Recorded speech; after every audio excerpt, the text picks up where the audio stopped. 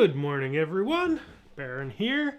Hope you all are having a great Saturday wherever you are. Thanks for joining in to MandoLessons Live. Looks like we got a bunch of folks in the chat. We got Melanie and Sheldon and Jim, Dan, Sherry, Sentry, Julia, Peter, Joan, Peggy, Jim, Ursinos, Betsy, Lewis, James, Donald, Edward, Kathy, Andrew. Welcome everyone from all around the world. So happy you could join me today. Hope you're all doing well. If you haven't been to one of these before, first off, let me know in the chat if this is your first time. Always great to see new faces. I see a bunch of familiar ones already. But yeah, if this is your first time, definitely let me know. It's always fun to see. Let me know where you're tuning in from. Let me know what your favorite tune of the moment is. I love seeing everything fly through in the chat. We got folks from all over, near and far. Great to see. Looks like Lewis is just tuning in for a second before heading off to a gathering, which is very exciting these days. Gonna have to sing for his supper, which may include worms. Well, enjoy. Andy, thank you already for the super chat. And Uncle Bobby. Really appreciate the super chats coming in, and the PayPal donations, and the patrons. I see lots of familiar folks here. I see a lot of folks who support me on Patreon. I really appreciate it. However it comes in, whether it's Super Chat or PayPal or Patreon, it's all greatly appreciated. There's links in the description if you're interested in supporting what I do, but not required by any means. It's free for a reason. Hope you enjoy it all the same. All right, let's see. Andy says, happy Saturday from Minnesota. Getting nice enough to have some outdoor jams. Yeah, that's great. I'm glad it's warming up. Things are looking up. And Uncle Bobby says, good morning from sunny Burlingame.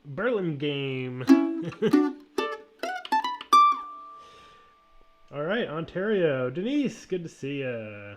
Margin says, started the mandolin last week. Cheers from the Netherlands. Very cool. Welcome to a wonderful world of a new hobby and a new instrument. The best instrument, if I do say so myself. From Flanders. Very cool. I wish I could remember the tune on Flanders. I believe it's a Frederick Perry tune. I wish I could remember how it went. A beautiful French tune. All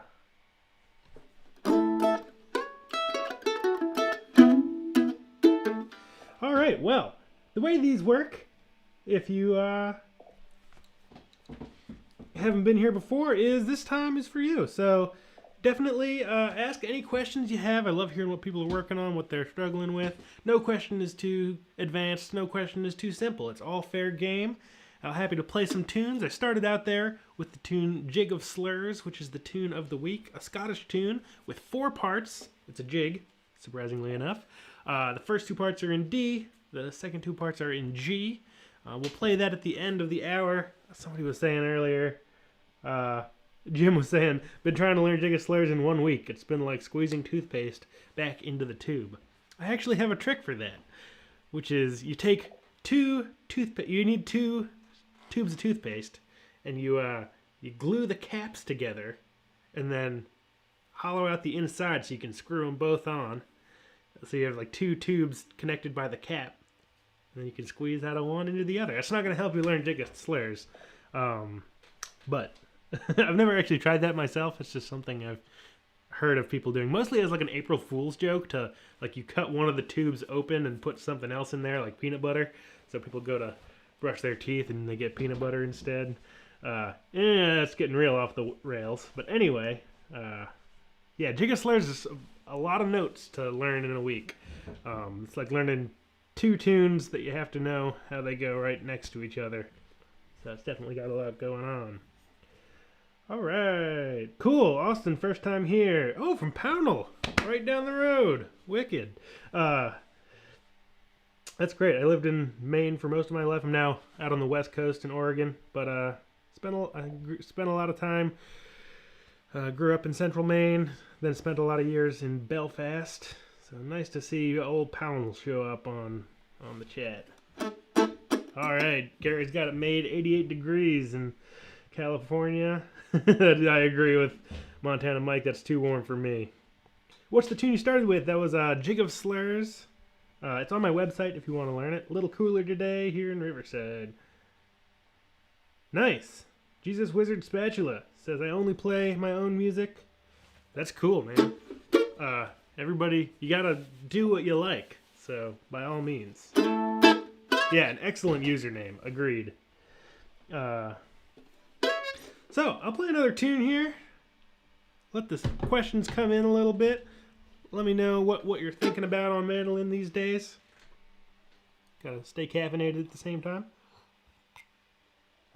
By the way, if you maybe broke your favorite mug lately, you can get MandoLessons mugs in the merch store. Links in the description.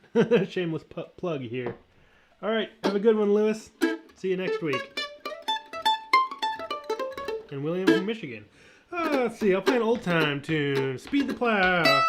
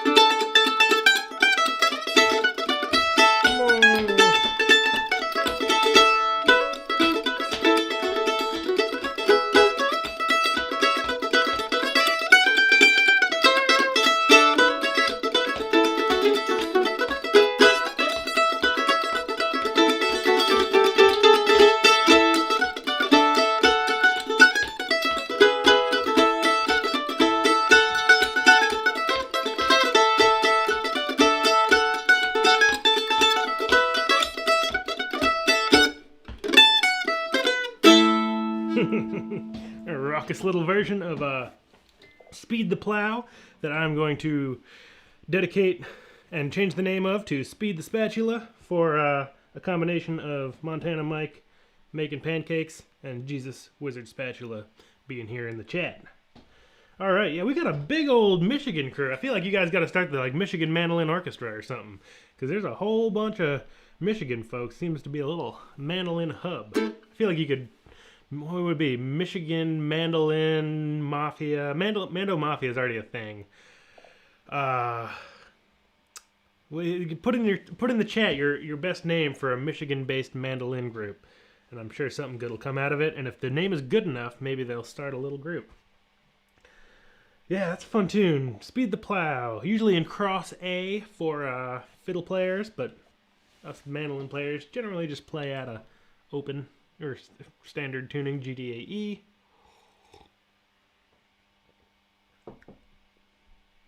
Oh, Liberty, that's always fun too, yeah. Yeah, that's the mandolin bends is definitely I'm a big mandolin bend evangelist. You don't hear it nearly enough. It's kind of hard to bend strings on a mandolin, but James has got me pegged. If I'm really in it, then I'm going to start bending things. Always fun. Definitely takes a little bit of finger strength, but it'll build up those calluses extra quick. Try it out on your next ripping old time tune. All right, William, Philadelphia. Glad to have you here. Betsy says, my Irish trad teacher is having a jam in the park today. Any tips for traveling with an instrument? Depends. I mean, the nice thing about a mandolin is it's exquisitely travelable right off. You know, I like a case that's got backpack straps. I don't actually have. Well, this one's in a place like this is a guitar case, but anything that's got backpack straps on it is good in my book, because then you still have your hands to work with, and lots of mandolin cases can either have backpack straps or can be created to have backpack straps. That's always nice. You can also get little like straps that clip around like a regular hardshell case that maybe doesn't have straps. I really like the Travelite cases. I haven't seen them in a while, and they got really kind of like chemical and odory for a while. I don't know where they're at these days, but if they're still making them. A nice, super light, super protective case for like $80, maybe even less. Had one of those for years, and that's got backpack straps and is super light. But traveling, you know, I think you can get away with getting it on the plane pretty easy. I've never had any troubles. Usually, like I think one time I had to take the mandolin and give it to a flight attendant to put in one of the flight attendant cabinets, just because it wouldn't fit for some reason on a small plane. But I've never had any troubles.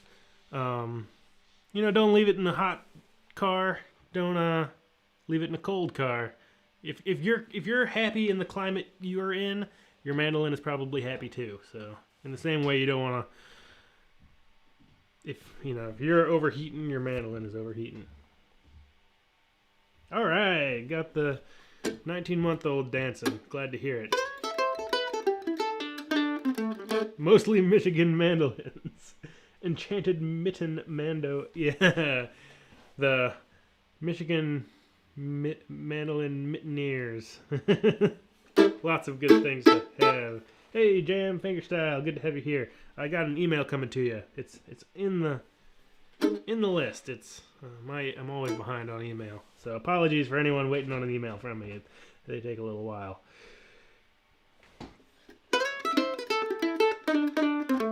Make sure I didn't miss anything here.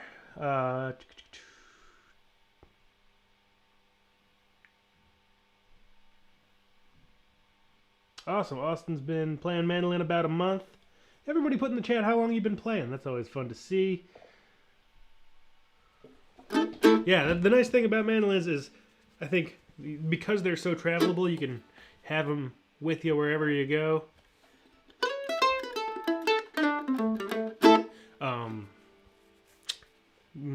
You can't play it if you don't bring it, and if you do bring it and don't play it, they're small and light. So, what's the worst that can happen? Alan has a question. Learning Shove That Pig's Foot. Wondering if you have any tips for speeding up. I'll play a little Pig's Foot and think about it and then answer it.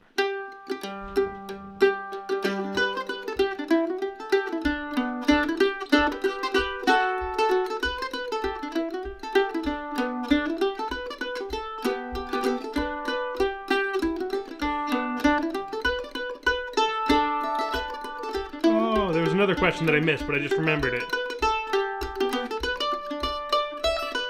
On target notes. I'll get to that.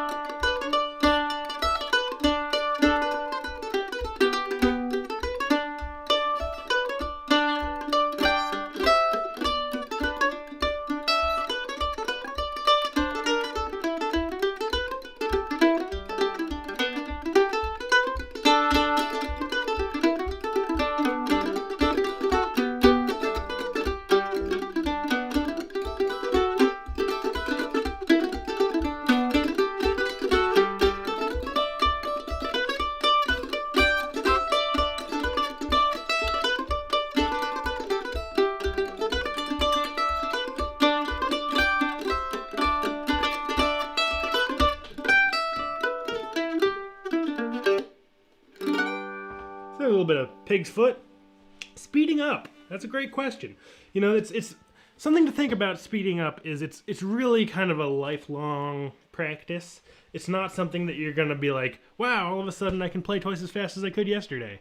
I think the thing to do, but also in the same way, you know, that makes it sound kind of like a drag, but it's also very cumulative. So if you practice one tune and all the skills involved in speeding up with one tune that you know, that's going to help you with all of your other tunes.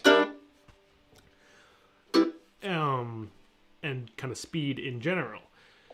You know, I think the biggest thing with, like, if you're working on a particular tune is you really got to know the melody, you got to know the pick direction. So, you know, really, if you can get your hand, if it's a reel, getting your hand into that down up groove, down up, down up, down up, down up, down up, down up, down up.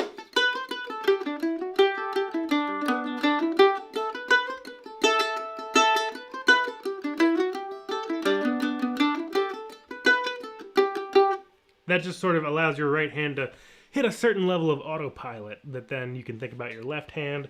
So if you get the melody, if you've got the pick direction, that's a huge way to go. A great thing to do is slow down, and if you're having trouble slow in particular spots, maybe a part of the melody, that maybe even you can kind of breeze through a little faster and not notice that you don't really know it, that can really help you kind of suss out where the problem spots are and what you need to work on slow, and then as you build it up with proper pick direction and really solid note choices, that's going to help you speed up. I think something, you know, if anyone here has any opportunity to teach a tune to someone, to like a friend, is a huge benefit, because it really makes you dissect a tune and say like, oh, how do I play it? Oh, how can I break this down into chunks that make sense? You know, I've learned so much just from whatever it is now, 12 plus years of breaking down fiddle tunes. And I think, you know, learning how to teach them really helps you know the tune better for yourself. You don't need to be a professional teacher. Like when I started teaching, I didn't know what I was doing, but I just would have people say like, oh, what are you doing there? And I'd be like, oh, I don't know, let's find out. And just kind of work through it on the fly. I still do that on these live streams all the time. But if you're able to teach something, even if it brings up a lot of questions, those questions are going to help you become a better musician. So really kind of knowing the tune, getting that pick direction down, and then from there kind of gradually increase with a metronome. You know, find a spot where you can play it 3 times through, not make any mistakes, have your pick direction really solid, even if it's not super fast. And then if you go to, and you start losing stuff, then you gotta, you know, say, okay, well I gotta start here.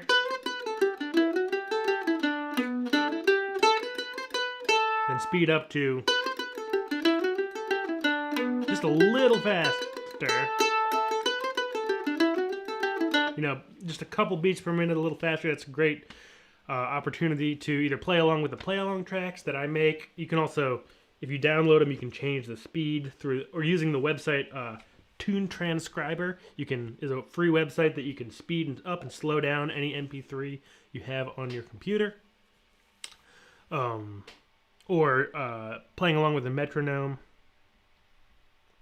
All sorts of stuff like that. Great question. There was a question I missed on chord tones and target notes.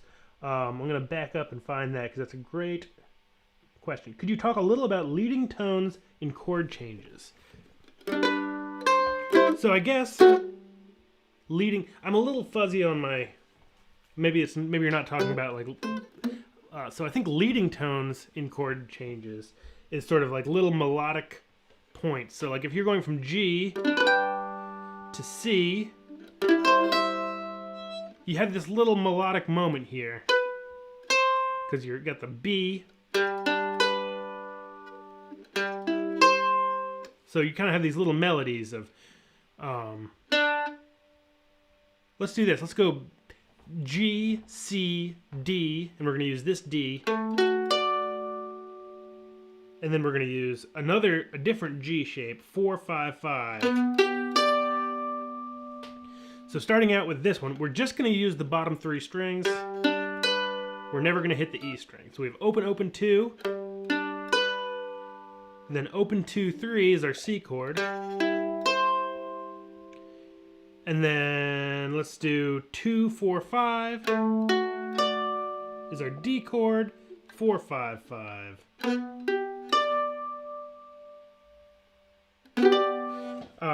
So what you can think about, if you break all of those down, we've got 4 chords, and the first one, let's just think about what the G string does on any of these given chords. So we have,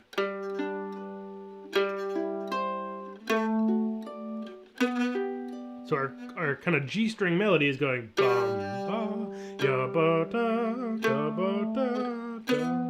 Again, open, open, 2, 4. One more time, open, open, 2, 4. And our D string is going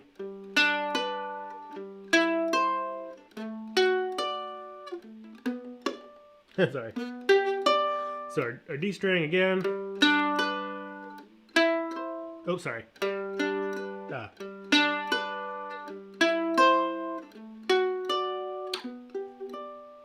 So that's going da, dum, dum, dum, again. Just right up the scale. Dum, dum, dum, dum, dum, dum, dum. And then your A string is going.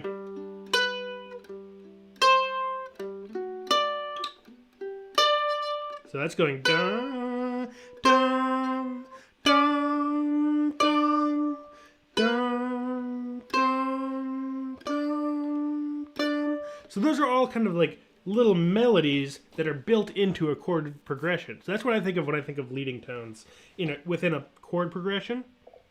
I hope that's what you're talking about. If not, there's all sorts of kind of related things. So if there's something else, by all means, throw it out there. So as you add these melodies together, you get, again, our low one was yum, bum, bum, bum, and our middle one was, and our high one was, and then we get, and so you're kind of adding 3 little melodies together, and that turns into chord shapes. And that's a great way to think about kind of the inner working of kind of chords and leading tones, and sort of where a melody lies within a chord progression. Versus, if you were to do like, well, I know I got a G here, and then I got a C here, and then I got a D here, and then I got a G way up here. That sounds cool, but it doesn't have that same, there's not that melodic quality to how those chords change, because there's so much space in between them. All right, let's see. Hope that was your question. Sorry I missed it at first. Oh, all sorts of great questions in here. And great to see everybody and how long they've been playing. Nice. Betsy started playing in January 2020. Great timing for a pandemic project.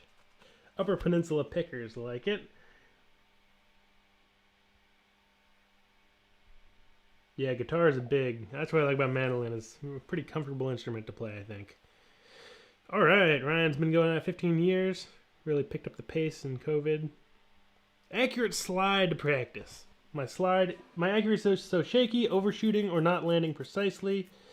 Seems repetitions don't help because they aren't in song context.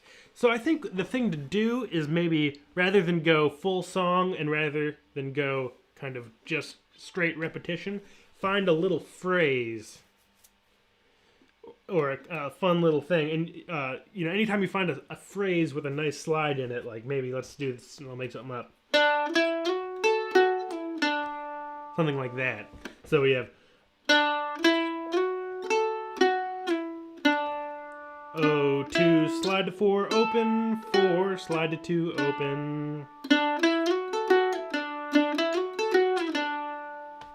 Something like that. It's a little more melodic. It's not just going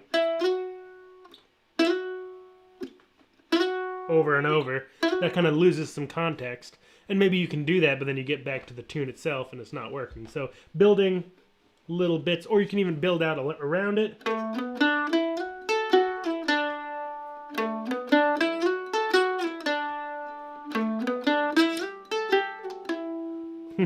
Just kind of make up whatever your little phrase is, either pull it out of a tune or make something up that you know is sort of a sticky problem spot for you. Try different fingers. Whoa! Speaking of overshooting.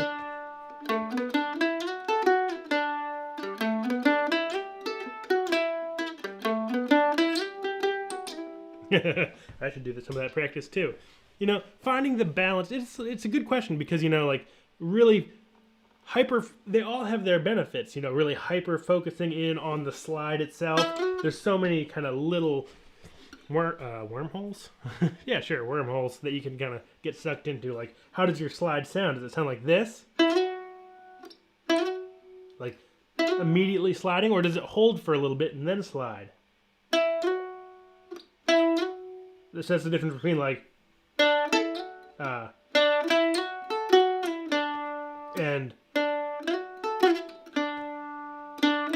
so it makes a different feel. Same kind of 2-beat.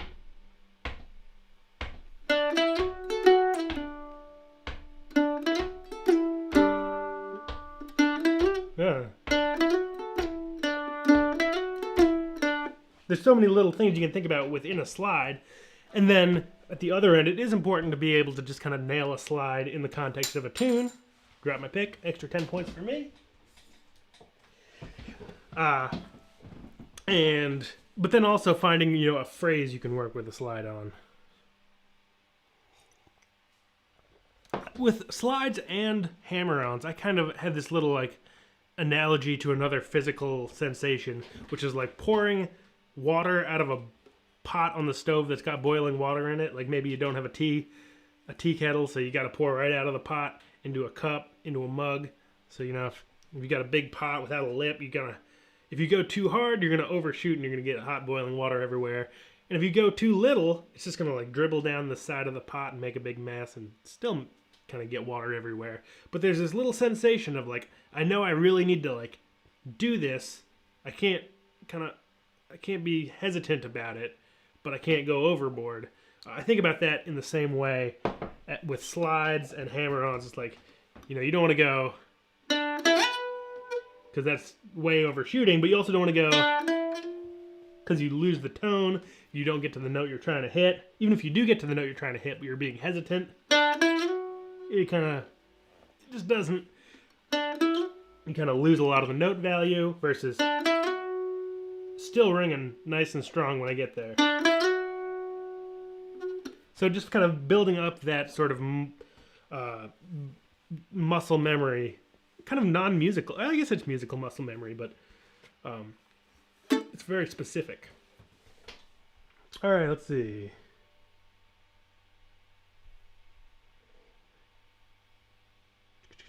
Leading tones. Sorry, I'm getting a little lost in the chat here today, which I like because it means the chat is active.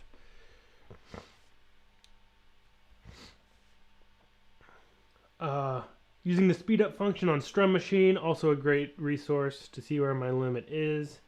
Helps to highlight the areas where you are stumbling, definitely.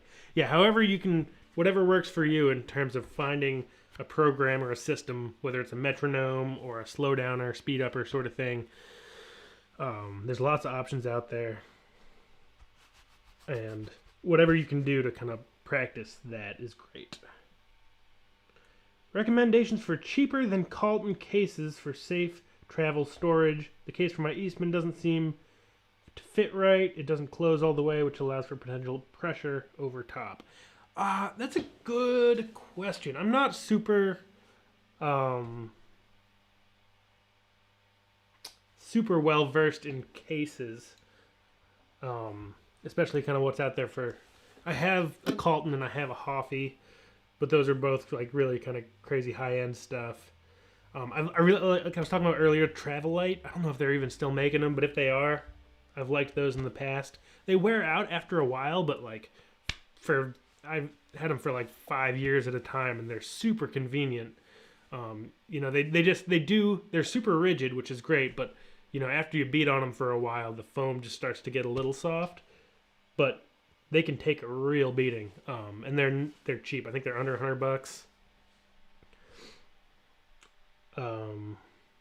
If anybody has, this is a great question for Mandolin Cafe, or if anybody in the chat has suggestions.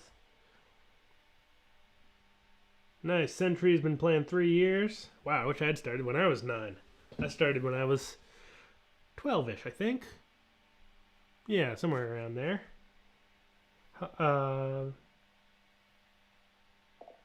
That's always the question, James, is how long have I had an instrument versus how long have I actually been trying to learn to play? It's kind of me and the pedal steel. I've owned pedal steel for probably 4 or 5 years now, but I've probably put in 6 months of focused work on it.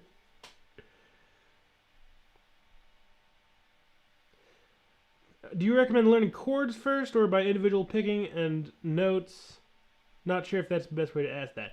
You know, I'd say whatever you're interested in. If you're interested in just like singing songs while playing the mandolin, that's what you want to do, then it's good to learn chords. You know, if you just want to sing your favorite songs and play mandolin to them and back up yourself as a singer, or someone else as a singer, then chords are going to be your main focus. But if you want to play fiddle tunes or different melodies,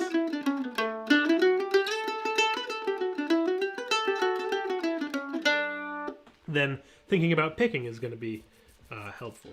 So, well, you know, whatever, I'd say follow your interests.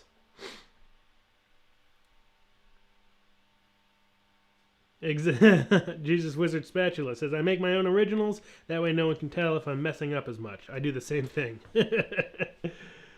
The tune you played earlier, did you say the name was Speed the Plow? I did, yes. I can't find it on your song library. Oh, look, I think it's on my website, but let me check. Yeah, it might be P-L-O-U-G-H. Well, let's just look up Speed. Huh. Yeah, it's not on my website. I should make that as a lesson. It was one of my favorite tunes. You can also find versions out there, I'm sure. I'm sure you can find tablature somewhere. That's a fun one. All right, let's see. Oops, got too many things going on.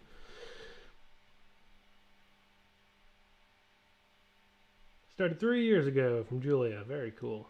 Started playing about 4 years ago. You don't notice progress, but one day you play a tune and say, hey, it's worth the effort. Yeah, it'll sneak up on you sometimes. It's hard to see your own progress because you're sitting there playing every day and you're making these tiny little increments of progress. And, you know, even when I was teaching private lessons, which I'm not really doing anymore because the website takes up so much of my time, you know, people would come and say, I would teach them something and they'd come back a week later and be like, oh, I'm not getting any better. I practiced all week, but it just doesn't sound any better to me. And they would play for me, and to me it sounded like 100% better. And it's because I'm seeing, you know, a week of progress, and they're seeing little atoms of progress when they pick up the instrument and try a couple times a day. So they see all these little bits, and I see larger chunks. So a great thing to do is you can just record yourself. You know, like, make a little recording of a tune you're working on or a tune you're enjoying, and don't even listen back to it. Just like save it in a folder on your computer that says like open me in a month, and then record yourself again in a month, and then listen to the first one, and then listen to the second one, and you'll hear a lot. And it'll also teach you things that you want to work on. Is it illegal to talk about banjos here? Absolutely not. As you can see here, I love a good banjo. I got more banjos than mandolins. Do you ever land on a leading tone just before the chord change, like 4 and a beat, to lead into and resolve and let it resolve naturally? I imagine that I do. I'm not the most kind of knowledgeable theorist of what I'm actually playing. I can figure stuff out after the fact, but that would be like 3, 4, 1, 2, 3, 4, 1, 2, 3, 4, 1, would be like, dun, dun, dun. So just like little, it kind of creates syncopations and a little tension that kind of resolves itself through the chord moving rather than the melody is definitely a thing and something fun to play around with. Banjolin, also fun. It's easier when you have experience on other stringed instruments. Yep, only had a mandolin 9 months, but played guitar for 50 years. Yeah, that's definitely... Mandolin was my first instrument, but it definitely helped me learn to play guitar and banjo and other things with frets. And even things without frets, you know, like if you played flute and now you want to play mandolin, you've got just kind of... You had a lot of practice listening, which is a huge part of the process. Great questions today. Love to see it.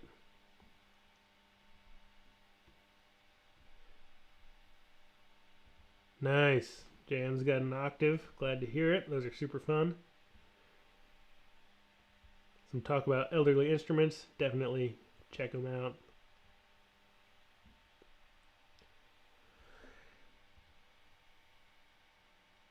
Okay, so that was my other thought, James says. That was a good explanation, but my thought was along the lines of walking notes during a chord progression.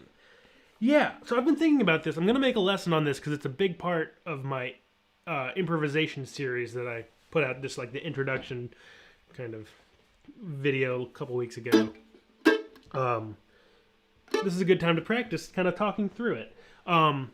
So, yeah, there's definitely... So let's take that chord progression. G, then to C, then a D. So you've got kind of 4 beats of each. A good thing, some sort of building blocks to have under your fingers are knowing how to play those chord shapes, and then at least knowing a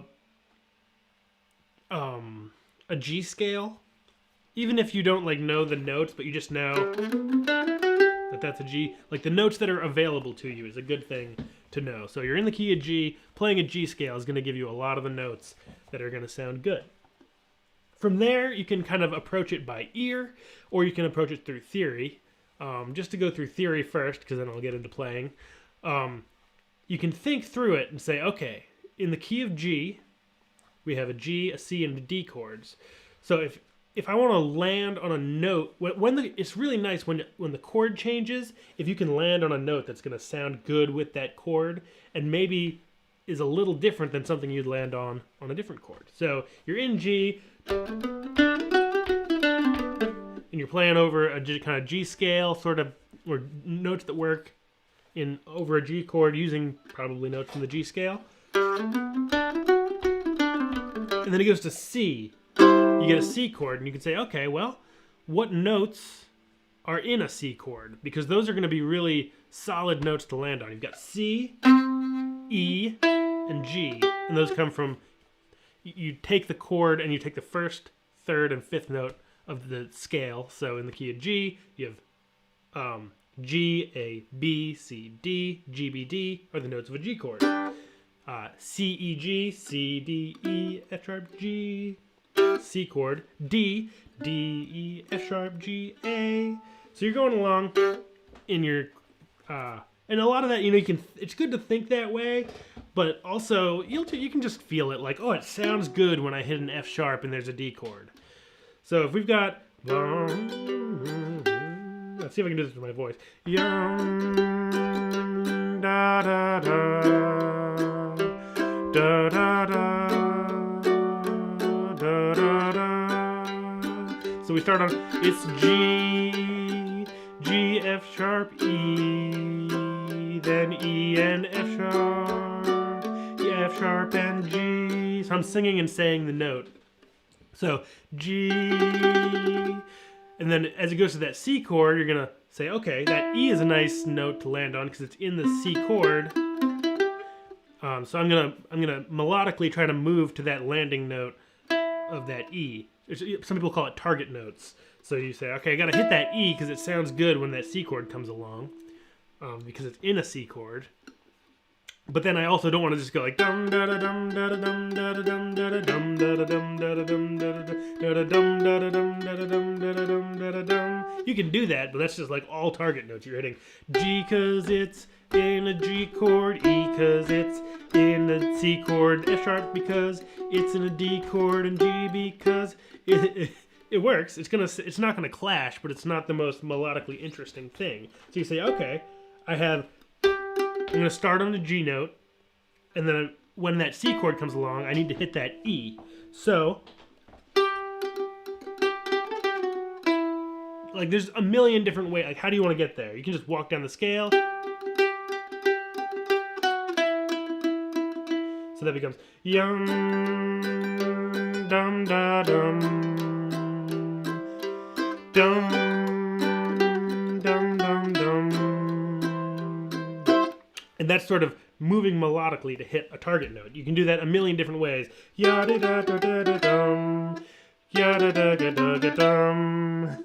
You know, however you can, like, a great practice is to kind of prescribe your own target notes. Say, okay, I'm going to start on a G, and then my target note for the C chord is going to be E, my target note for the D chord is going to be F sharp, and then I'm going to end on a G. And then from there, you know, you got to hit those notes because this is a practice exercise. And then, like, how many ways can you kind of find your way to those notes in pleasing scalar ideas? You can do it if you want to get really kind of theory about it. You can say, all right, I'm gonna hit the one of every chord. So when there's a G chord, I'm gonna start on a G note. When it moves to a C chord, my target note is gonna be C, and when it moves to a D chord, my target note is going to be D. That sounds like this.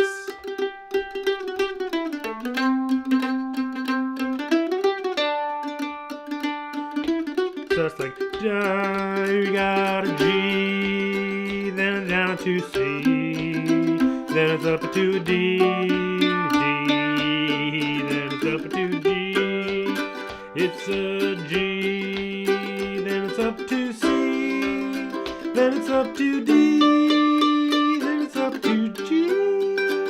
So that's hitting the ones. You can say, okay, I want to hit the threes, the third of the chord. So that's B on a G chord, E on a C chord, and F sharp on a D chord. So we got, and it's going to sound like this.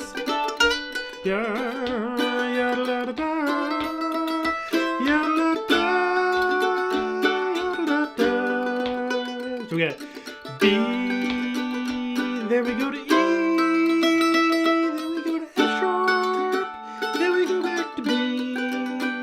Or you can say, I want to hit the 5. So in G, that's a D, C, that's a G, D, that's an A. So we got D, then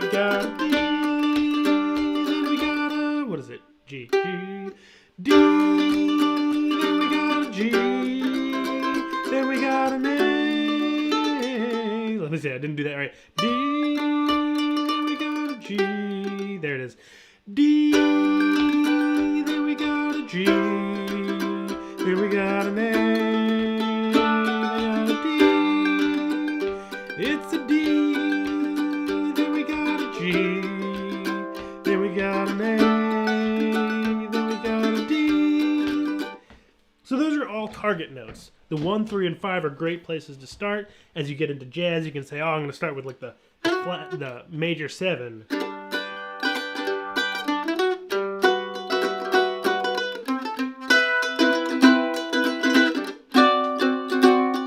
You start getting some of those other color tones, but that's the basics behind kind of leading tones and target notes, all that sort of stuff. I hope that's helpful. That's something I'm still, I've been wanting to do this improvisation thing for a while, but it's such a big concept and I don't have a whole lot of practice kind of really succinctly describing it. So thank you for asking that question so I could kind of do a little live practice.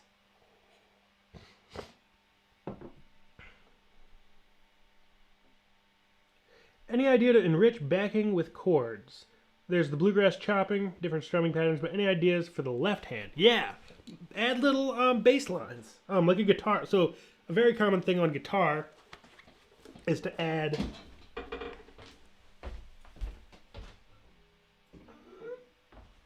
bass lines. So that you probably know the sound. Sounds like this.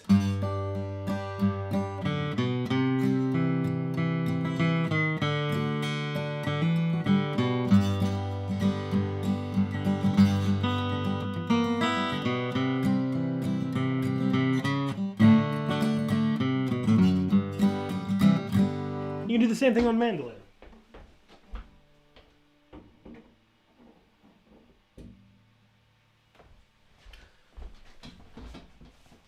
So as you're playing along in the key of G,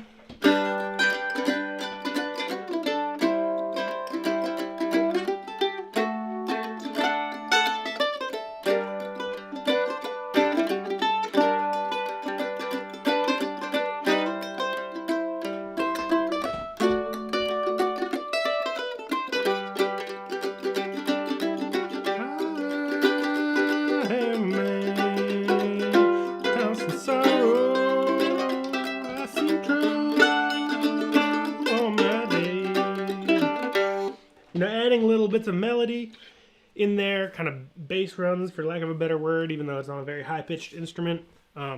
It takes practice to kind of figure out where you can do that and not get in the way of either the singer or the person playing a solo, things like that. Like, figure out what the phrasing is, and then try to fill in a little bit of that space with some scalar ideas or bass runs, however you want to think about it.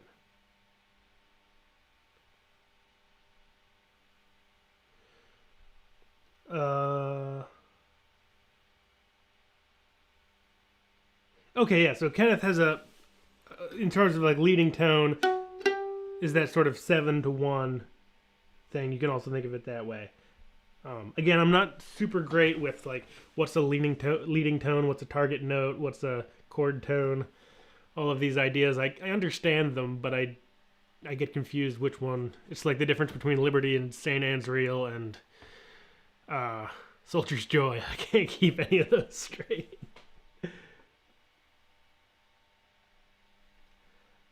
My Easton came with an awesome hardshell case. Okay, so yeah, more case questions. That's kind of outside of my realm of experience for specific instruments and cases. Trouble with clean slides with open ringing clean underneath. Ooh. So like, often you can slide up and have like an upper drone. So like, here's our drone note on the D string, and we're gonna go 4 to 7 on the G.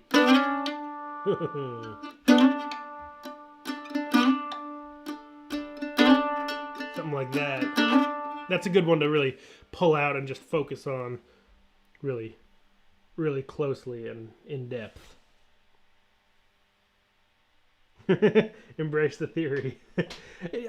I was very resistant to music theory for a long time.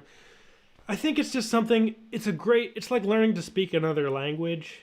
Like, it just helps musicians communicate with other musicians. It doesn't mean it's a little separate from like sort of speaking musically, like through your instrument. But it's really like, if you have a particular sound in your mind that you want someone else to do, you can do it two ways. You can do it like orally, say like, hey, can you play this? Or like say, hey, can you start with the root and then go down to the 6th and then end on the major 7 in the key of G. It's the same thing. You can get away with a whole lifetime of great music and not know any music theory. But if you get into things kind of more complex music or larger orchestration, music theory can really help to kind of communicate ideas. The difference between playing and theory is like the difference between being able to talk and being able to read. Or maybe like, I like that analogy. Or it could also be like the difference between being able to talk and like knowing your grammar. Like, I'm pretty bad at grammar. I can talk all right, but I don't know necessarily what all the participles and all that stuff is. All right, I gotta burn through these. So many questions today, and I gotta head out soon. But I'll do a little lightning round here. Apologies if I didn't get to your question. but there's always another week. Next week, speaking of, I believe, is it next week? Better check. Could be 2 weeks. 2 weeks from now is a little time traveling back to March Mandolin weekend, which is now May Mandolin weekend. You can find it all at marchmandolinfestival.com, and it's going to be a great weekend. It's Marla Fibish, David Surrett, and myself. It's going to be a wild weekend of mandolin. Hope to see some of you there. It was originally scheduled for March, but then got pushed back, so now it's in May. I'll do a little lightning round here of these questions, and then we'll play a little Jig of Slurs. Do we recommend learning chord? Oh, I already answered that one. Is it better to use a softer or harder pick? Total personal preference. Try a bunch. Go to a music store and try some out and see what you like. A lot of mandolin players do like kind of 1.5 millimeter, kind of thicker picks with a little bit of point to them, not super round. But although David Griffin uses a really thin, really rounded pick.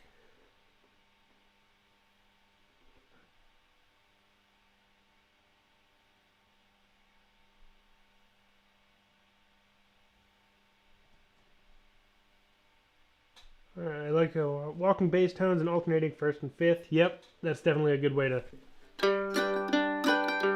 kind of gives that. Anything you can do to sort of approximate bass is always fun.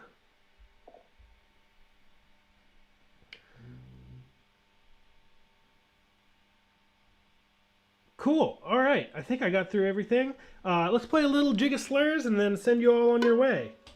So if you don't know this tune, it's on my website. You can, if you like the sound of it, you can learn it later. It does have 4 parts, so it's, but it's just like learning 2 tunes at once. And it's a jig. If you don't, first 2 parts are in D, second 2 parts are in G. If you don't know the tune at all, see if you can just pick up a note or 2 or try to strum some chords with it. If you do know the tune, good time to just get it under your fingers and, you know, kind of really nail it down and get some more practice playing it. If you have been playing this for a long time, see if you can add some ornamentation or some improvisation, things like that. So 1, 2, I'll play the melody, you play the chords, and then we'll swap back and forth a couple times. Here we go. Starts in D.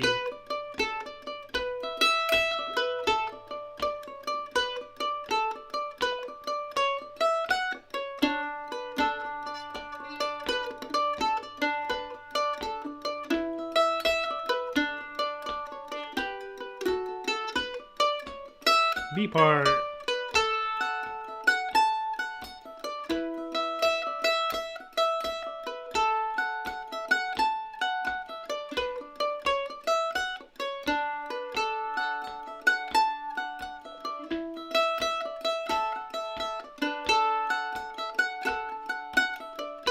Here comes the C part in G.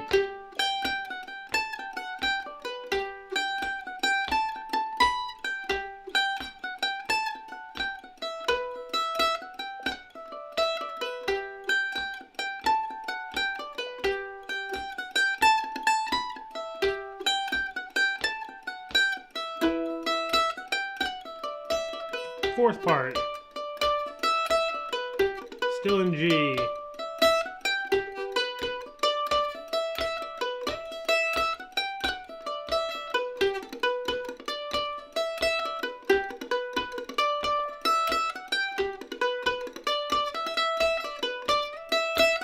Take it.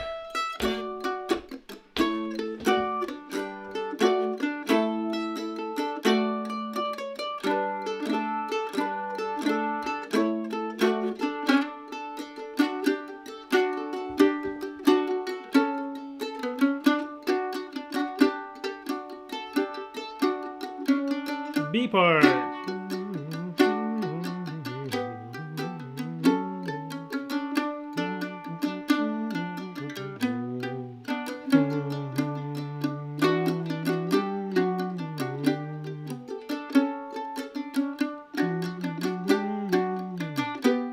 Here comes the C part in G.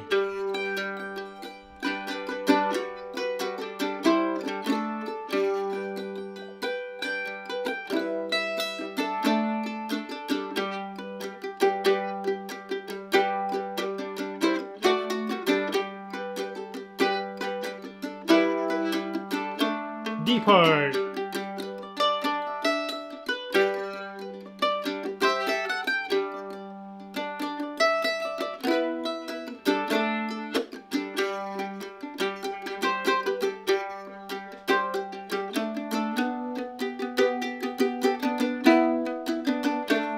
A part.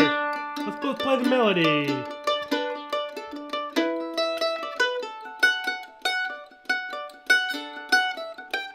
I'll play harmony.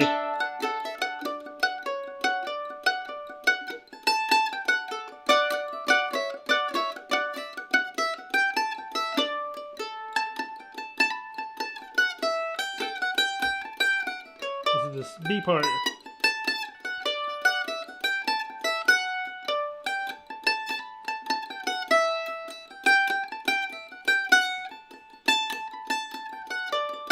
Here comes the C part.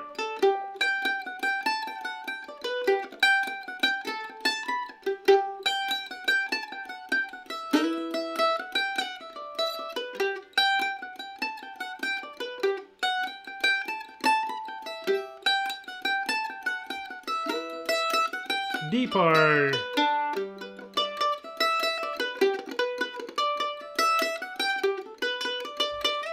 I'll play a little harmony.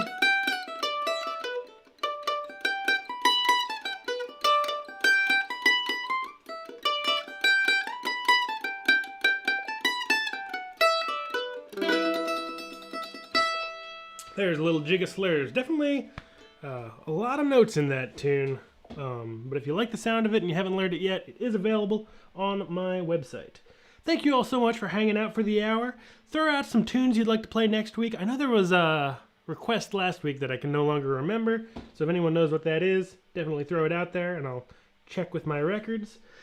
And I'll catch up with these last few chats here while people throw in some requests for next week.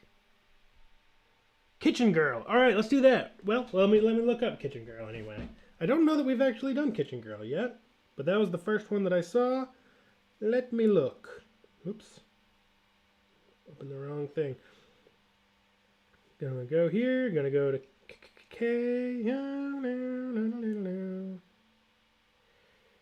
Kitchen Girl. Episode 42. Part 2 of episode 42. If you want to find these, you can always search through the live stream list on my website if you click the green live Q&A button.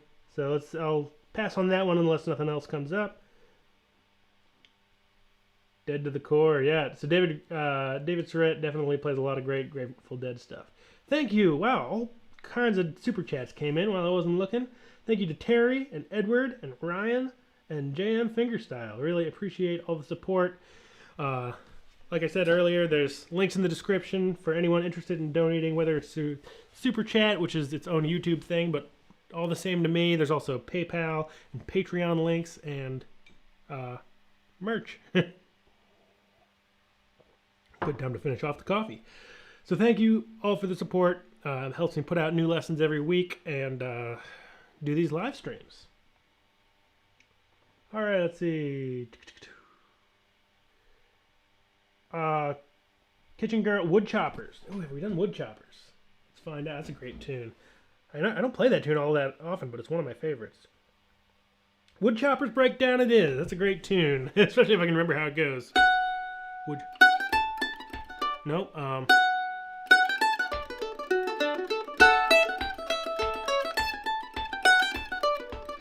Great suggestion. Last week's request was Kesh Jig. That's right. Oh, the choice. There's so many tunes. Let's do Kesh Jig this week because it was requested last week. And next week, or the following week, which will be after May Mandolin Festival, which you should look up at marchmandolinfestival.com.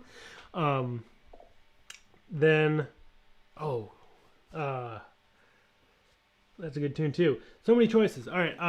Next week, let's do Kesh Jig week, and then the following session, which will be in 3 weeks, will be Woodchopper's Breakdown. As long as I can keep all that in my head, that's why you got to keep coming back every week, is to keep suggesting all these great tunes.